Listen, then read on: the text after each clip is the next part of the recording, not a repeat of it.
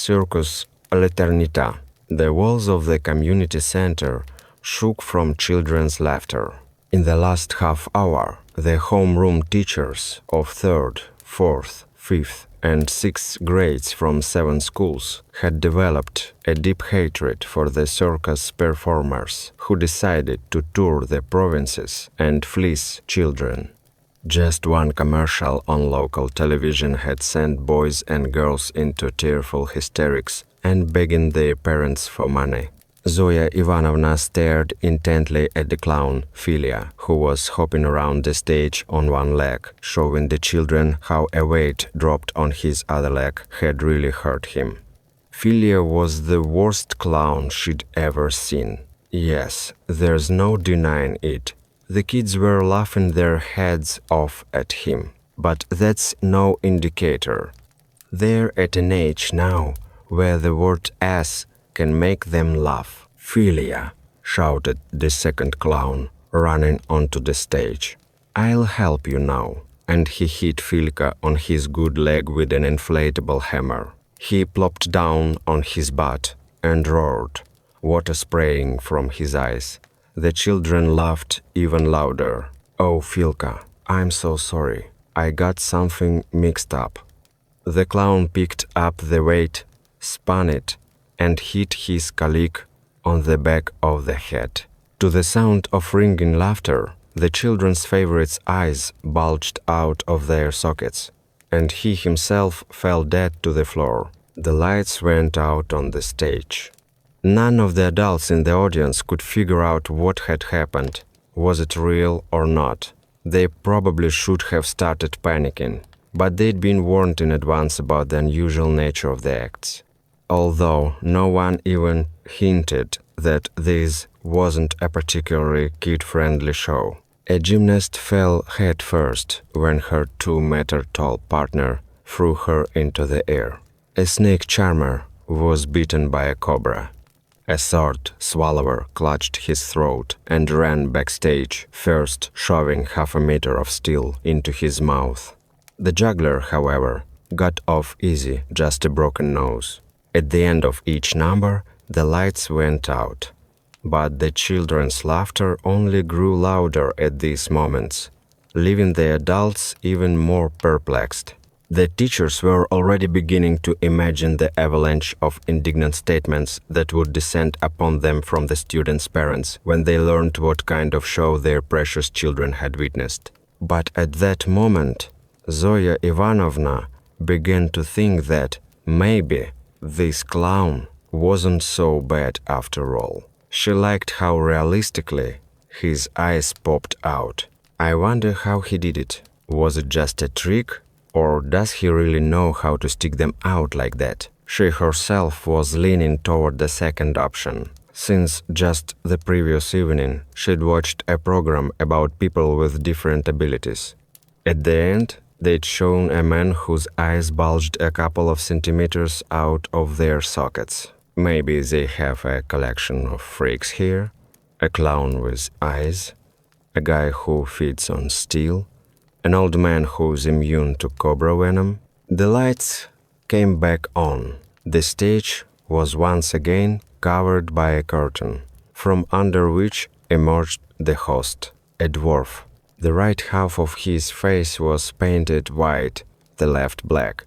He wore a red kaftan, green tights, and yellow shoes with curled toes. A black top hat perched on the dwarf's head.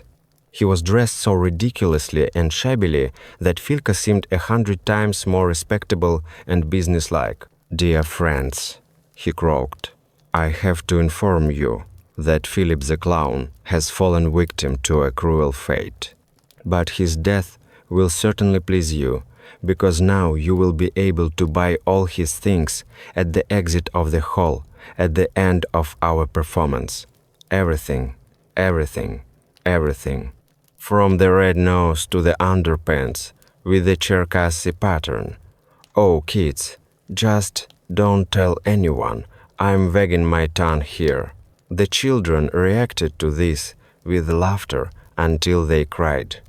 And in order to see our next circus performer's number, And then he added in a sing-song voice, the cha-cha-cha. You will need to guess a riddle. Are you ready? Yes, yes, yes. The audience responded in dissonance. Well, then prick up your ears and listen to me carefully. He pulls rabbits out of a hat and makes objects disappear. When he stands at the edge of the stage, the children clap their hands in unison. A stream of words poured out from the hall. Magician, sorcerer, wizard, conjurer. Someone even shouted Gallipotal. The dwarf's face twisted into a crooked grin, and his eyes sparkled like diamonds. Only here and now, especially for you, will the greatest master of his craft perform. What he shows can't be called a trick. It's pure magic. It's all real. But then, what's there to talk about? After all, it's better to see it from afar than have it shouted in your ear a million times. Don't believe me? In vain. The dwarf shook his head, and his lower lip crawled into his mouth, where he bit it hard. Meet him, the face of the circus, l'Eternità, a magician, a sorcerer, and perhaps even a god himself, Alexander the Black. The dwarf turned to the left, grabbed the curtain with his tiny hand and moved with it. There was no one on stage. Everyone waited tensely. Only now, as the show began, did silence reign in the hall. The children didn't even breathe. The lights dimmed for a split second.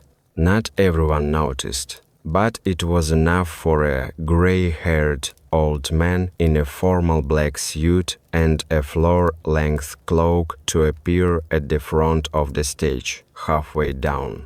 He literally materialized out of thin air, and it left a profound impression on the audience, turning every single one of them into puppets, drumming their hands at the puppeteer's command. He slowly ran his hand over his face, and it changed.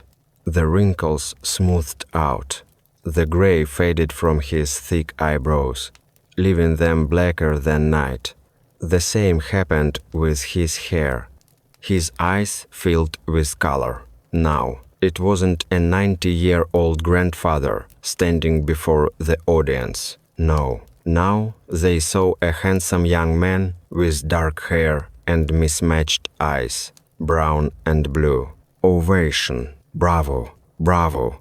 Alexander Cherny bowed his head and covered his eyes with the palm of his right hand. He slapped himself on the back of the head with his left. The audience gasped. Some girls and one boy squealed and turned away from the stage. The magician's empty eye sockets contained nothing but darkness, seeping out like a black haze. Alexander Cherny spread his arms out to the sides. Zoya Ivanovna trembled when she saw the eyes in his hands. In his right, he held a brown one. In his left, a blue one. No one in the audience dared to suspect they weren't real. Everyone in the room felt Alexander looking at them with those eyes. 10-year-old Lenochka burst into tears, but no one noticed.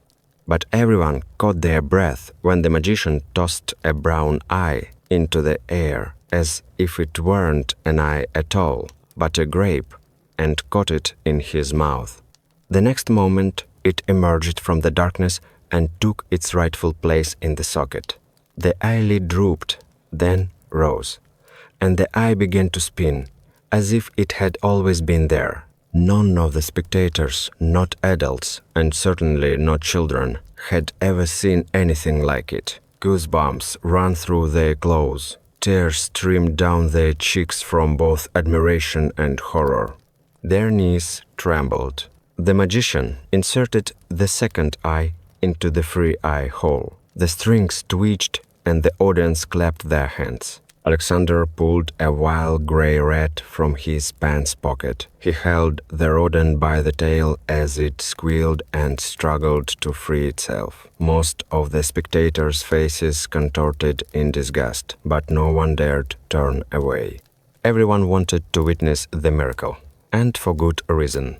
The magician threw the rat forcefully at his feet. A wave of girls' squeals swept through the audience. Meanwhile, butterflies of unimaginable beauty flew from beneath Alexander's feet in all directions. No bloody rat corpse, only beautiful butterflies, flying away into the audience. A blue-winged beauty settled on the tip of Lara's nose. A pleasant scent emanated from it. Its proboscis descended cautiously onto the bridge of her nose, as if searching for sweet nectar. The children sitting nearby watched with envy, but their envy peaked when the butterfly flapped its wings and showered Lara's face with pollen. The insect flew off to the ceiling, where other butterflies were circling. The girl sneezed, and the pollen flew off her cheeks, along with her unloved freckles. The magician, not giving the audience a chance to catch their breath, reached into his pocket again. This time, he pulled out a half-meter-long cobra. The hood on its head bulged, but some invisible force prevented it from biting Alexander. He took a deep breath and exhaled at the snake. The cobra first straightened in his hand like a stick. Then it began to transform into a flower. Its head blossomed into a scarlet bud. Its tail twitched. Dozens of spines pierced it, and then it turned into a green stalk. Alexander threw a rose into the hall. It was caught by Sofia Vladimirovna, a chemistry major who had graduated from the institute a year earlier. She pressed the flower to her chest and sniffed it. "I hope you enjoyed the beginning of my speech," were the first words out of his mouth. "Yes, very much. More, more," cried out from all sides. "For the next number, I can't do without my beloved assistant, Froggy." The familiar dwarf with the top hat stomped awkwardly across the stage. "So, my little friend, are you ready to show some real magic?" "Of course I'm ready. That's exactly why I came here." A cart carrying a crate about a meter long and 30 centimeters high slowly began to emerge from behind the scenes. 4 bricks lay on top of the crate. The audience gasped, not for the first time, when they saw Philip the clown wheeling him around. His eyes were still bulging, and the dent from the weight was visible on the back of his head. Due to recent events, the dwarf cried out, "The sale of Filka's personal belongings is cancelled. How was I supposed to know he was so resilient? No one knows which weight has hit him on the head, but he still runs around and laughs." Meanwhile, the clown rolled the box towards Alexander, turned around and stomped back. Just as he disappeared backstage, a gymnast walked onto the stage. Her head was turned 180 degrees, so she was walking backwards. She ceremoniously carried a saw, a very ordinary one, an old one, with a crust of rust on the teeth. "Thank you, Anfisochka." The dwarf thanked her. In response, it arched its back, mimicking a bow, after which its head slowly began to rotate towards the hole until its vertebrae, crunching, fell into place. Without waiting for her to leave, the magician turned to the frog. "Well, we have a box, we have a saw, and we have you." He narrowed his multicolored eyes. "What trick do you think will show our dear viewers now?" "Probably." He paused briefly, sewing up the poor dwarf. "You're absolutely right, my short-legged friend. Surely many of you know how all those charlatans perform such tricks. As a rule, they use a beautiful girl for it and not an ugly freak, as in my case. A unanimous haha from the audience. It's all simple. They use two girls for their performance. And if I followed their instructions, there should be another wild dwarf there right now, who on command would stick out his legs, passing them off as the frog's limbs. But I'm not going to fool you with these tricks. No, what you're about to see is pure magic. Alexander Cherny won't stop at sawing the box in half. That's too easy. I'll saw it into 4 pieces, and in each of them there will be something of the frog, an arm, a leg, a head. But before I begin, I need to hear your applause.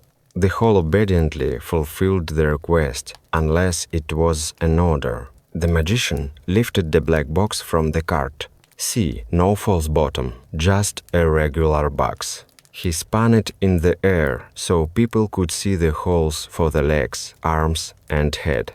Then he placed it back on the cart, placing bricks on either side to create space between the box and the cart. He opened the side of the box. "Maybe you could give me a lift?" asked the dwarf. "Certainly." Alexander picked up Frog and placed him in the box. The lid lifted, allowing the crowd to see that the arms and legs emerging from the holes were those of a dwarf, not some circus child. "Well, boys and girls, are you ready?" "Yes, yes, yes." "Then let's get started." He closed the drawer. "First, I'll saw it apart like those charlatans. It's not the fastest process, so you'll have to wait a bit." The absolute favorite of the circus, l'Eternità, he picked up a saw and began sawing his assistant in half just above the groin. Wood shavings flew off the box, indicating that Alexander was actually doing his job and not just running the saw along hidden lines. Frog's arms and legs twitched nervously, and he had his reasons. Sofia Vladimirovna watched this process without removing her nose from the rosebud. The sweet scent captivated her. The saw has already cut through half the bugs and part of the frog. If anyone's bothered by the lack of blood, don't worry, it's a normal reaction from viewers. But I'll tell you this. At the very beginning of my journey, when I was just beginning to take my first steps along the winding path of magic, there was a lot of blood. It literally spurted out of the boxes. And not all of my assistants at the time survived, but the years passed, experience accumulated, skills improved, and now I can easily saw a person in half without spilling a single drop of blood. The saw emerged between the box and the cart. The hall shuddered. The magician put the instrument aside. "The first part is ready." He ran his hand through his hair and found a black handkerchief in his fingers. "Now I'll make the missing walls for these resulting boxes, so that my little friends' insides don't accidentally spill out," Alexander said, placing the handkerchief right in the middle. The fabric slowly pulled into the gap. Alexander turned the boxes over, their freshly baked sides facing the audience. They were ready to scream, but they saw nothing they expected. The side of the box, that's all. He turned the right box over with the dwarf's feet facing the audience. "Move your legs." And Frog's legs began to twitch. Now I ask for silence in the hall. The saw began its monotonous song of sawing through wood, flesh, and bone again. This time, everything went much faster. When it was finished, he took out his handkerchief again and fashioned 2 more walls in the same manner. "With this box, everything will be completely different," he declared, turning the dwarf's upper half toward the audience. "I won't saw off my little friend's head, although I confess, sometimes I only dream of it. But now I'll have to sew it diagonally. In one half of the box, his right arm and head will remain, and in the other, only his left hand. A couple of minutes later, two almost square objects, no longer boxes, but rather crates, and two triangles lay on the cart. A piece of frog protruded from each. How do you feel? Good, except for the fact that I was sawed into 4 pieces. You little comedian. I should probably ask you to twitch all your limbs, so people can see it's not a hoax, but I'm afraid that won't be enough. After all, who knows? Maybe your arms and legs are prosthetics? Or are you actually a robot that I dismember during my performances and then sit up half the night gluing back together? Although now, to convince them you're a living person and not a machine, I'll have to shake your pieces out onto the floor, and I can't afford that because you're my friend. But we'll still do something, so the audience can at least eliminate some of their assumptions about how I did it. And what will you, that is, we do for this? It's very simple. I'll stay standing here, and you'll be dragged around the rows for a bit. I knew it. Filka came out on stage, followed by the gymnast and the sword swallower. They took the boxes and carried them down into the hall. Misha got a triangle with a protruding head and a dwarf's arm. The frog looked into his eyes and smiled. The boy farted in surprise. The smile instantly disappeared from the dwarf's face, and his nose became crooked. Ugh, what have you been eating? Do you always fart like that? Or is it only when people gather around you? You should be grateful my gun is across the room right now, otherwise I'd have fired back. Although, the dwarf smiled again. Why not? Came from several rows away when the smell of poop simultaneously emanated from 2 boxes of feet. Then you'll ask them whose gun is more powerful, yours or mine. The food was handed to Lara. Without thinking twice, she took off her shoe and began tickling the heel. "Ah-ha-ha-ha," squealed the frog. "Stop it. What are you doing? Stop it. Oh, so, take it." The boxes began to smell bad again. The dwarf remained in the hall for about 15 minutes, leaving everyone in the audience baffled. No one could figure out how exactly this trick was performed. Only the very youngest knew it was magic. Once the frog's pieces were on the cart, the magician assembled them into the original box. As they say, breaking is easier than building. Now comes the hardest part of this act, putting everything back in its place, otherwise our little fellow will become even uglier. But, in my opinion, everything is correct. Arms, legs, head, everything is in its place. So, my little friend, you have nothing to worry about.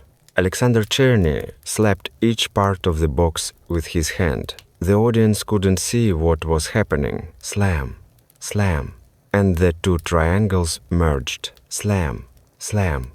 The box became whole again, as did the frog. Be careful, the lid is opening. Those of you with weak nerves, please turn away. You know, even a stick shoots once a year. So if blood starts pouring out or intestines spilling out, you've been warned. Of course, neither happened. The box lid lifted, and the joyful dwarf jumped onto the stage. He stretched. His spine responded with a loud crunch. How do you feel? Excellent. It's like being born again. The dwarf began scratching his chin, peering out at the audience. You know what I was thinking? This is our last show of the season, and perhaps we should make it special, unlike the others. Something tells me that you even know how to do it. You're absolutely right. This box can be used not only for sewing up dwarfs, but also for children, and the hall is almost full of them today. Good idea. Yeah, small things come in big ways. Where do you get all this stuff from? The frog smiled crookedly. I even know a girl who would suit us. And who is this lucky girl? And there she is. He pointed his finger at Lara. The very one who tickled my heel. Oh, you devil. So you started all this purely out of revenge? No. What are you saying? What revenge? There's still some revenge left for the tickling. He pointed his fingers at Lara again. Come on, come up here with us. Be brave. What's your name? Alexander asked her when she stood between him and the dwarf. Valeria. But everyone just calls me Lara. Okay, Lara. So, are you ready to take part in this trick? Don't know. Are you afraid? Yes. But there's nothing to be afraid of. But just imagine how jealous the other guys will be of you. Alexander seemed to know the girl's weak spot. Lara always tried to distinguish herself from the other kids, to show that she was better. In gym class, she ran faster than the boys. She embroidered better than any of her classmates, and she even got her own makeup bag at least a year before the others. Well, if you're afraid to participate, the dwarf joined in. No, I'm not afraid. I want to participate. That's great. Alexander picked her up and placed her in the box. The girl stuck her head, legs, and right arm through the holes. The lid closed. Lara felt the hole and stuck her left arm out. The children watched with envy, just as the magician had said. Only a few admired her. They sawed her in half, and she looked on, laughing, at her feet. A little more sawing, and Lara was divided into 4 pieces. Are you in pain? Alexander asked. It tickles, she smiled. Meanwhile, the dwarf pulled the shoe off her foot and began to take revenge. The girl laughed so loudly it was hard to believe half her lungs were in another box. Her legs and arms kicked, and Froggy continued tickling. He did this until Alexander grabbed him by the ear and pulled him away. Can I take a picture of her? Someone from the audience shouted. Of course, and for free. A woman came onto the stage. A teacher, but not from Lara's school. She held a Polaroid Z2300 camera in her hands. Of course, this might surprise many. Digital cameras are much more affordable, and even those are being replaced by sophisticated mobile phones. But the woman loved only the Polaroid.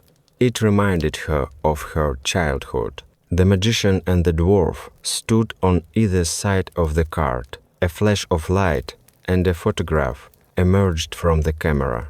As soon as the woman left the stage, Alexander began to put Lara back together. 4 claps, the lid lifts, and there stands a little girl next to the circus performers, describing her experience. It didn't hurt at all. No, just a tickle. Okay, the dwarf interrupted her. Now go to your friends. 1. Little frog. I was just thinking, such a little girl and so fearless. How about we do the same thing, but with a boy? Oh, I even know the candidate, the dwarf replied through his laughter. I'm just afraid we'll suffocate here. Well, nothing hurts to try. Call him here, farting boy. Yes, you. That's right, you. Come up here with us. Don't pretend you don't know who I'm talking to. Misha blushed like a ripe tomato. He looked down at the floor, hoping no one would understand who this dwarf was talking about or addressing, but everyone did. Without a second thought, his classmates pushed him out into the aisle for the rest of the audience to see. Now, he had only 2 options: go on stage or try to escape. He couldn't go back to his seat. The kids wouldn't let him. Leaving the auditorium was also unlikely, so there was only one way out: beads of sweat. and perhaps a few tears as well, rolled down his red face as Misha took his first step towards the stage. "Let's support him." The dwarf clapped his hands, and the whole followed his example. This made the boy realize how many eyes he was currently under. Misha blushed even more deeply. Sweat literally began to pour from his palms. On wobbly legs, cursing everyone and everything, Misha climbed onto the stage. "What is your name?" He wanted to lie, but decided that it could worsen an already bad situation. "Misha." "Well, Misha, should I give you a lift, or are you going to climb in yourself?" "Myself," he replied. He was slightly taller than the dwarf Orlera, who were almost the same height. "You won't fart?" the frog whispered in his ear. "Go to hell," Misha replied, barely audibly. "You little bastard. I eat 5 of your kind for breakfast without salt." "Let me give you a lift anyway."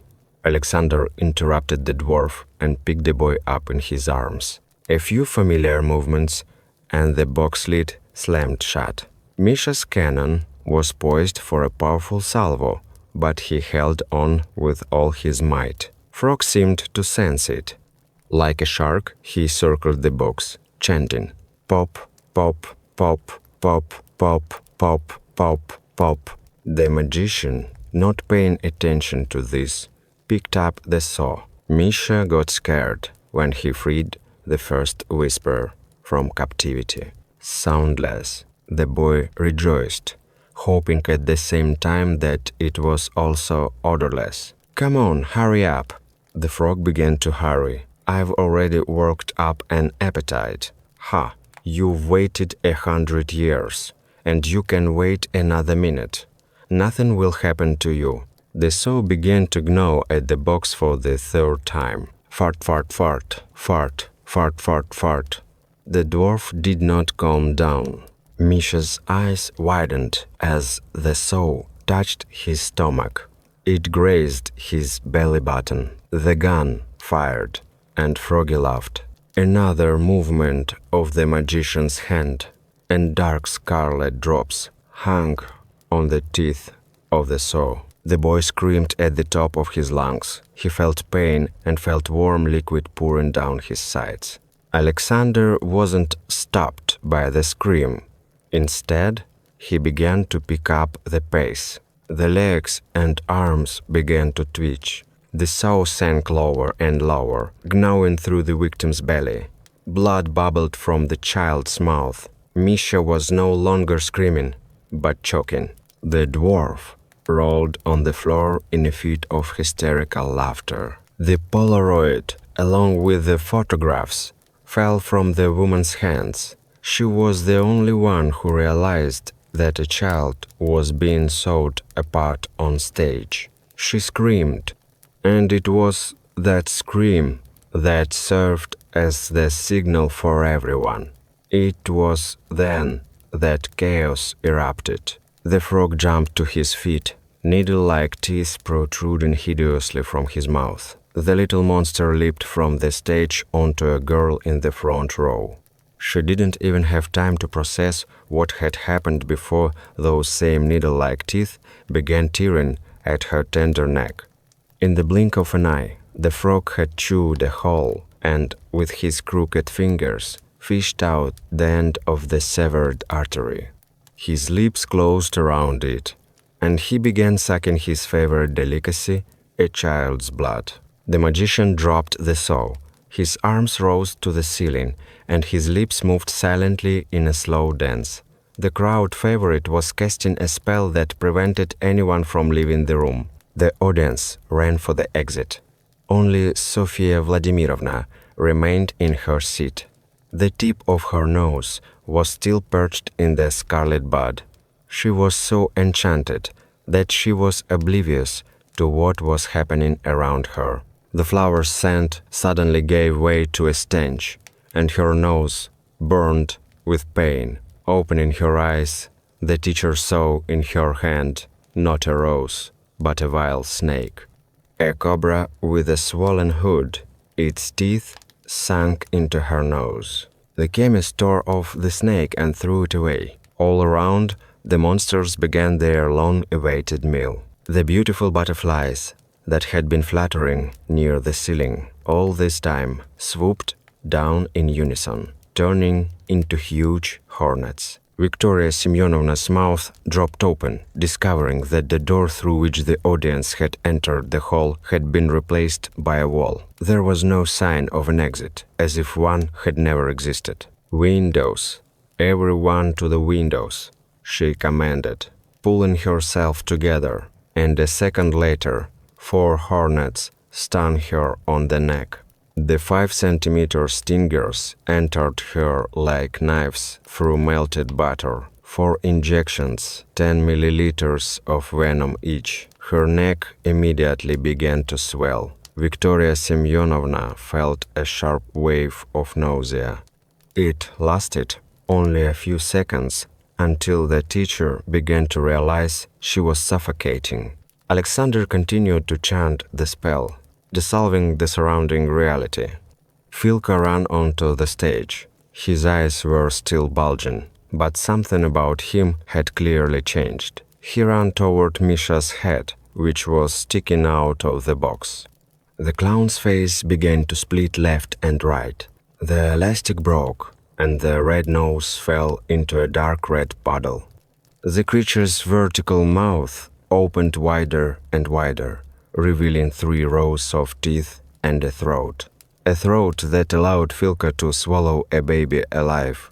The halves of the clown's face continued to move away from each other, revealing the infernal aesthetic of the maw with which Satan had endowed him. Misha's head cracked under the onslaught of Filka's teeth.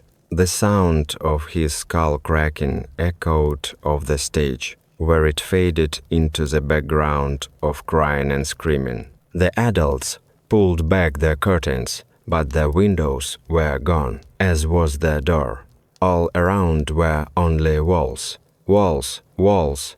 The rest of the circus performers began to emerge from behind the scenes. Monsters that should not exist in this world. Spawn of evil, the frog sucked the lifeblood of each second victim, taking for itself the years it was destined to live. Alexander finished casting the spell. He looked with a smile at the huddled group and the monsters striding toward them, drooling on the floor, lusting after the delicious lives. The magician himself disintegrated into 1,000 black beetles, which surged into the hall in a single wave, overtook the circus performers, and pounced on Viktor Anatolievich, the gym teacher.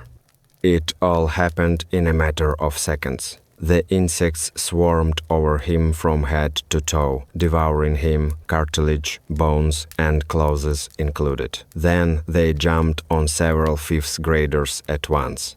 The gymnast spread her wings and soared toward the ceiling. Little Dima stood in the center of the crowd. He dared to open his eyes, squeezed shut in fear, just as the winged monster plopped down next to him. The gymnast's head spun around. Devilish stigmata were revealed on her body. A sweet scent hit Dima's nose. The boy himself didn't understand what force had taken control of his body and the bodies of several other children. They all approached the monster and began licking the green liquid flowing from the stigmas.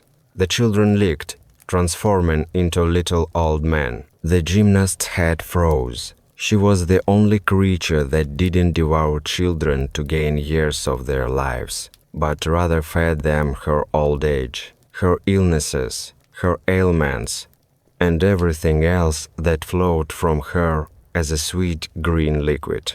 The bloody feast began. The monsters tore the spectators apart. They devoured flesh and souls. They took their unlived years and human faces. Only in this way could they prolong their lives. The debut performance of the Circus Eternity It took place back in 508 in Paris, when it became the capital of the Merovingian kingdom.